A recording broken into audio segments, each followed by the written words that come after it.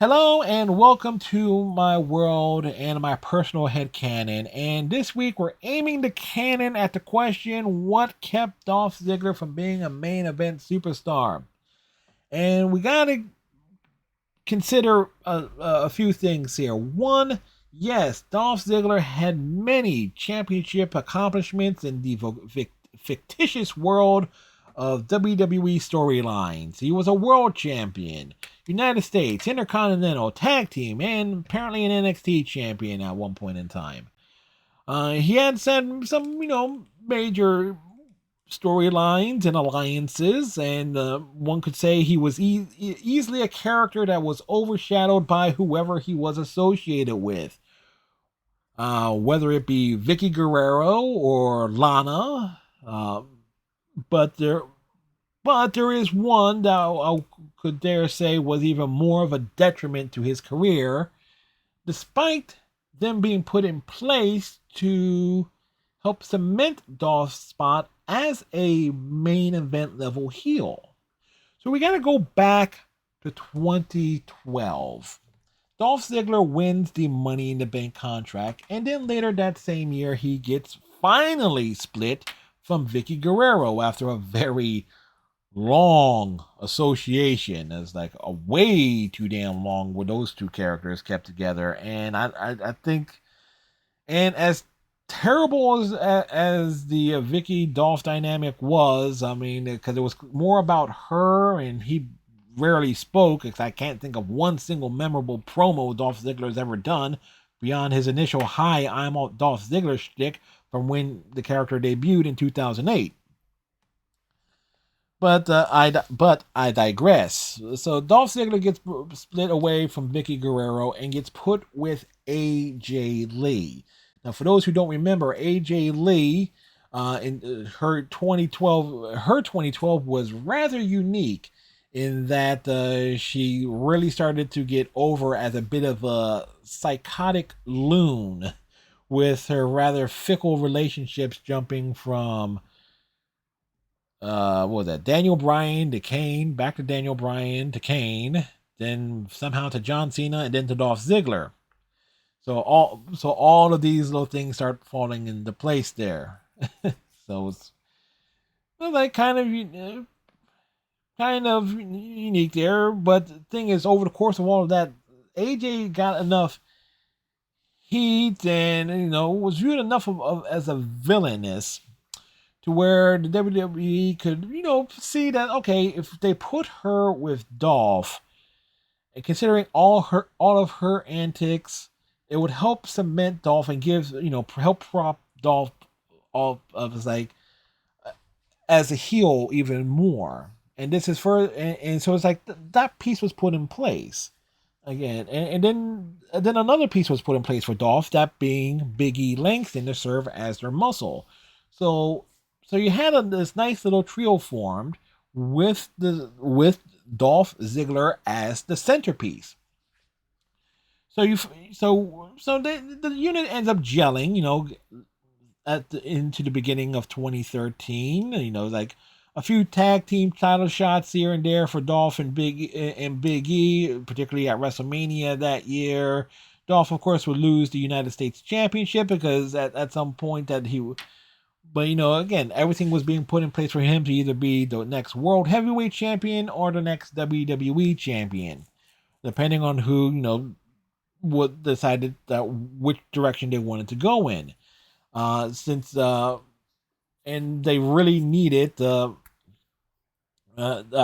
level heels at that point, and in baby faces are always better as pursuing championships than being as champions.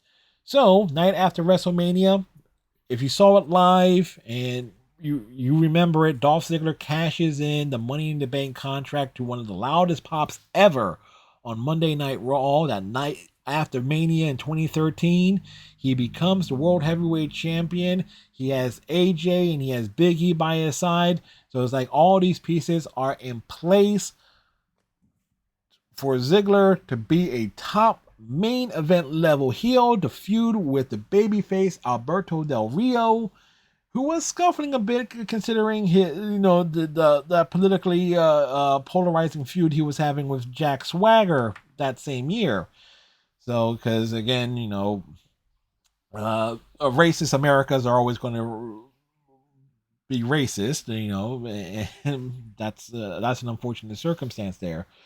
So again, you give Del Rio someone new to chase in the form of Dolph Ziggler without the whole political anti-immigration vibe that was associated with Del Rio's feud with Swagger.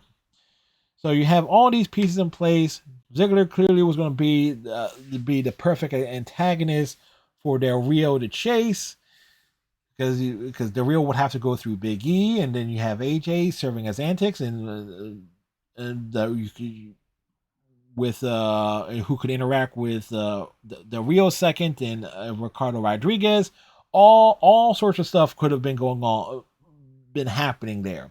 All these pieces again, and Dolph Ziggler again, the centerpiece of everything, as a top as would have been cemented as a main event level heel. Then Dolph Ziggler unfortunately suffers a concussion a few weeks later, and is taken off TV and does not really return until really the build up for Payback, the Payback pay-per-view that same year.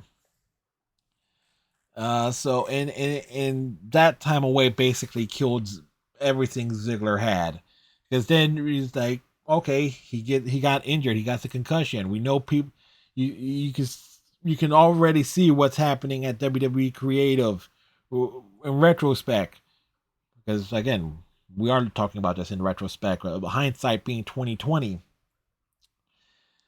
So it's like, okay, Ziggler got injured, and they know the WWE Creative knows the people love him at this point, considering the big pop he got after Mania, and he was getting cheered anyway. So let's just make him the baby face with a never say die attitude, and we just flip Del Rio heel. So in essence, Dolph Ziggler's big main event heel spot as a heel, the feud with the baby faces, was stripped away from him due to circumstances beyond his control. That concussion essentially is what derailed him, and it's the last time Ziggler was ever in a main event spot. It's like he would have some flashes of glory afterwards, but following that damn concussion is what derailed him. And if you want even more proof of it, just look at what happened. The Payback of 2013, Ziggler returns, loses the championship in a match that's meant to cement Del Rio as a heel, flipping because Del Rio flipped from heel to babyface at the end of 2012 in the feud with the Big Show, and then subsequently with Swagger. And then because of Dolph's concussion situation, seeing they'd be better off capitalizing on him being a babyface, Del Rio is flipped heel and goes all vicious. That match at Payback 2013 was meant more to cement Del Rio back as a heel than it was ever to get Dolph over as a babyface, because that natural sympathy and everything, everyone knowing about the concussion he suffered. Then at the Money in the Bank pay-per-view, the next event is like AJ cost Ziggler the championship, getting him disqualified when she interferes in the match, attacking Del Rio. Why? Because in the time Ziggler was off TV recovering from the concussion, AJ got more over, and her pursuit of the Divas Championship became quite compelling with her feud with Caitlyn, who again, and AJ won the title at Payback 2013. I believe that's that same year. So again, Ziggler comes back, loses the title, AJ wins her title, and Dolph breaks off his association with AJ and Big E, cementing his spot as a babyface, but also bringing himself further down the card, because at SummerSlam he's not feuding with Del Rio for the for the World Heavyweight Championship. He's in the mix. Ziggler's in a mixed tag with Caitlyn against AJ and Big E, and then in the following months, Ziggler falls back into where he was, fighting for the United States and Intercontinental Championships. Eventually getting that storyline with Lana and Rusev, which was more about Lana feuding with Rusev and everything. And essentially, that Lana Rusev storyline was a great parallel to Ziggler's association with Vicky Guerrero and her storyline with Edge, where he's basically put in there as a warm body proxy that in a spot that could have been filled by anyone. So, boy, talk about and that was like almost like 8 years difference there. Interesting as I think about it. But yeah, so essentially, but that's the whole thing there. Ziggler had his spot. What kept him from it was an injury. Sure, there were maybe other factors behind the storylines. Who knows? Maybe if Vince McMahon didn't like Dolph Ziggler or something, or that other plans constantly changing or whatnot. But it kind of is what it is there. It's like he had that one moment to be a top heel. He gets hurt. Plans change, and it was taken away from him. At least that's my whole headcanon regarding the situation. But chances are somebody else has something else to say about it. If so, just leave your thoughts in the comment section, and my rant and ravings on this. And like and subscribe for even more of my demented delusions.